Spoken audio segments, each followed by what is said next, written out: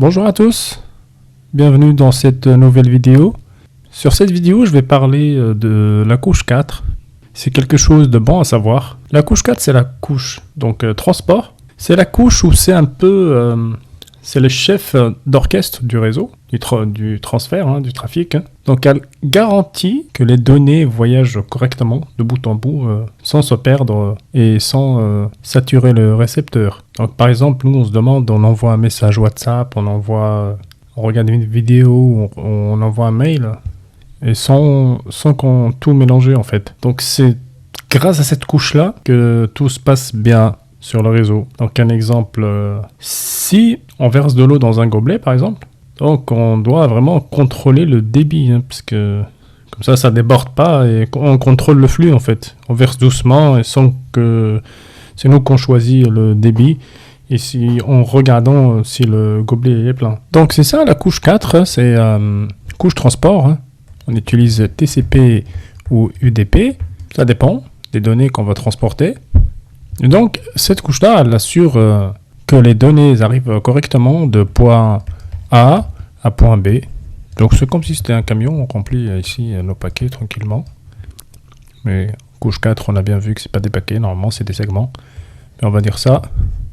Et on remplit là et on s'assure que ça arrive à destination correctement. Comment ça se passe techniquement? On va voir dans la prochaine partie. Donc sur Internet, si l'ordinateur par exemple veut contacter un serveur ou regarder une vidéo ou envoyer un mail en même temps, comment on peut distinguer tout cela? Pour éviter ce chaos, on utilise ce qu'on appelle le multiplexage. Multiplexage des sessions, c'est-à-dire il y a plusieurs sessions qui tournent en même temps. Et donc, chaque flux de sessions, il est identifié par un numéro de port. Par exemple, si par exemple on veut contacter un serveur HTTP, d'accord, un serveur web, donc on va choisir le port 80, un serveur mail, port 25, SMTP. C'est le protocole SMTP. Donc grâce à cette combinaison des ports, dont je vais parler dans quelques secondes, que le PC sait exactement à quelle application appartient chaque paquet. Comment ça marche? Par exemple, quand une application envoie des données, par exemple, imaginons ici on a Firefox, il veut accéder à un site web. Par exemple, on a un site web hébergé ici, dans la même entreprise. Ça, c'est un serveur web, par exemple. Donc, le navigateur ici fait quoi? Le système qui est ici, il fait quoi? Donc, il va attribuer le port 80 pour la requête HTTP, pour ce serveur ici. D'accord? Il va aussi attribuer un numéro de port à cette session-là, un random, un aléatoire, par exemple 49 230, pour identifier la session. Donc après, dans l'entête, en-tête TCP, on a quoi? On a port destination 80 et port source 49 230. Et en même temps, nous avons une communication avec un serveur SMTP. Donc dans l'entête TCP, on a port destination 25 et port source 52 310. Donc on a deux sessions différentes en même temps. Ça passe par là, tac, et ça va ici par exemple. Et quand le message revient ici, on a l'adresse IP destination avec le port destination. Donc le PC ici, quand il va recevoir l'information, donc il va décrypter ici, on va dire 2 multiplexé, il va regarder à l'intérieur et il va savoir que, parce qu'il y a le port destination, il va savoir que c'était pour lui. Et ici aussi, parce que lui, quand il va envoyer son message, il va mettre le port destination, d'où il a reçu le paquet, 50 310. Il va passer grâce à l'adresse IP, il va arriver jusqu'à là. Et ce PC là, ce système d'exploitation là, il va démultiplexer et il va trouver ce port de destination. Donc il va savoir à quelle application il va rediriger l'information. Donc là je passe à l'étape suivante. Donc là je vais parler rapidement de la différence entre TCP, UDP Donc TCP, c'est-à-dire tu peux imaginer un appel téléphonique, on parle à quelqu'un et on parle dans l'ordre, en fait, on évite de se couper.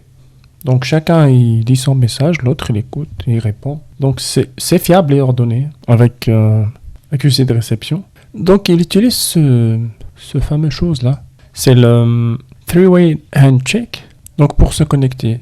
Donc là on commence par ici. Ça c'est le client. Donc le client veut démarrer une connexion. Il envoie un segment TCP avec un flag, par exemple séquence 100 de synchronisation. Donc on va synchroniser la communication. Là c'est synchronisation SAT, envoyé. Le serveur, il reçoit la synchronisation de la session. Donc le serveur après il répond avec l'incrément ici, séquence 200. Donc avec le synchronisation acknowledged et le state ici du client il change, established. Et le client il confirme la réception avec son acknowledge à lui. Ici, et on a la connexion établie. Donc le but de ça, c'est d'établir une connexion fiable entre les deux machines avant de commencer à échanger les données.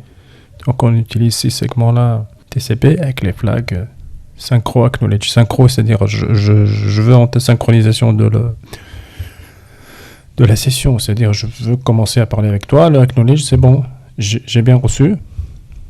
Et l'autre, ici, par exemple, il dit, oui, j'ai bien reçu ton accord, donc vas-y, on va commencer à discuter. Donc c'est ça. Il ne faut pas trop se compliquer la vie. Donc, si vous voulez savoir plus, vous pouvez faire des recherches. C'est pas très compliqué. Allez, je passe à l'étape après. Différence entre TCP et UDP. Donc, on a bien vu TCP, comment il fonctionne. On avait les 3-way handshake. Donc, c'est comme ces deux personnes qui échangent un colis. Donc là, on voit l'autre, tu as dit, c'est bon, j'ai bien reçu. Et ça se passe à chaque fois. Chaque fois, donc à la réception, à l'envoi. UDP, c'est autre chose. En fait, c'est comme si tu cries dans la rue. Hein.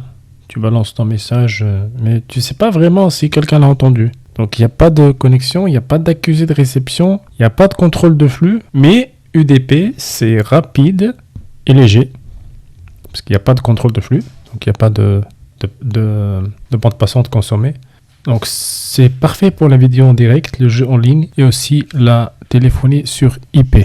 Donc, pour finir, TCP, il est fiable. Fiable. Aussi séquencé. Il y a des séquences. On contrôle le flux.